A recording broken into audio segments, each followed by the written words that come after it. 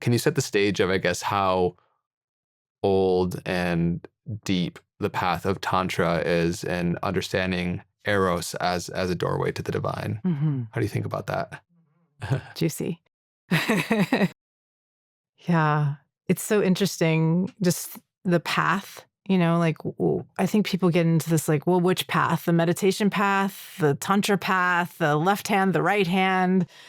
I've been struggling with this one recently.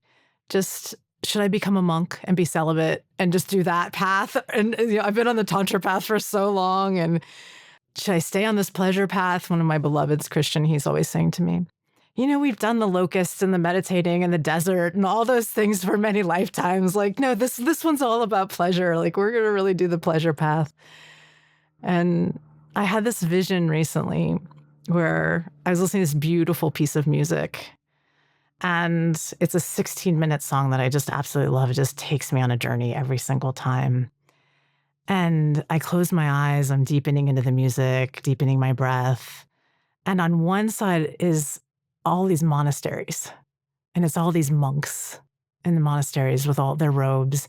And on the other side is just pleasure palaces of all the tantrikas and all the divine consorts. And I'm on this little bridge path that's on water. And each time I step, a lotus flower opens up and blooms. And then the next step, and the lotus flower opens up and blooms. And I'm looking to this side. Should I go this side? Should I go this side? Should I go this side? Which path? Which path? And I keep walking, and the lotuses are appearing, rising and dying, and rising and dying. And I come to the end, and there's just white. And then I realize, oh, the path just appears before me. It doesn't matter. I don't have to choose between being a tantrika or being an aesthetic and sitting on the meditation cushion. I just allow the path to appear. And in that moment, I absorbed into this blanket of white, and there was no more me, and there was no more path. And it was just this, just suchness, just I amness. And it was like Buddha and Jesus and all the masters were there, and they're like, welcome back. Like, we've been waiting for you to realize this.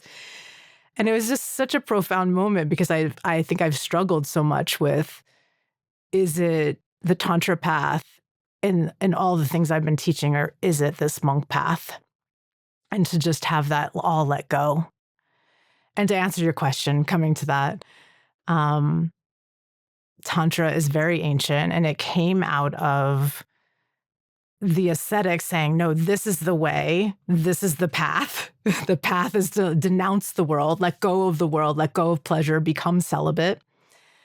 And the householders and women really saying, because, even in Buddhism, they were saying, well, women can't become enlightened. You have to wait until your next lifetime to be born as a man to get enlightened. And I think that there was such a dude thing to say, eh? Yeah. One of my inspirations is Vajrayogini from Tantric Tibetan Buddhism. And she kind of came in a female, she didn't kind of come, she came in a female body and went, fuck off, everybody. Like, I'm going to show you that enlightenment doesn't mean gender, that it's beyond, and to recognize the divine within the feminine form. And I love her in all of her forms. And she had many, many forms because part of it was, this isn't about the form. This is about the soul. And so Tantra was born out of this, the householder can become enlightened. We don't have to denounce the world. And it's actually through the world. And some people saw it as a higher path, not to, again, say that there's a right path, but some people saw it as a higher path because it involved staying in the world. It was harder. It was more difficult to attain enlightenment, having children and running a household and having a job and all of these things. And I think it's beautiful that we have Tantra today because so many of us can't go live in a cave. And so it becomes much more accessible. And you spoke also to the kind of the masculine way of the void, the emptiness. But in Tantra, right now I'm studying very deeply Sri Vidya Tantra, which is a royal path of Tantra. And it was only the Brahmins who were allowed to study Tantra, this form of Tantra, and the royals for many, many years, until the 1980s, actually, when Sri Amartandanatha, he was like, no, everyone should be able to have access to this. And it is a path where everything is everything is sacred. Everything is the opportunity for enlightenment. It is in the world. It is through the body. It is through our orgasm that we come to these different states of consciousness and to awakening. And also just to speak a little bit to mystical experiences, because we've been talking about mystical experience and awakening. And I think that there is a difference. There's mystical experience, which comes oftentimes with the ecstasy and the bliss and the phenomenology and the ineffable.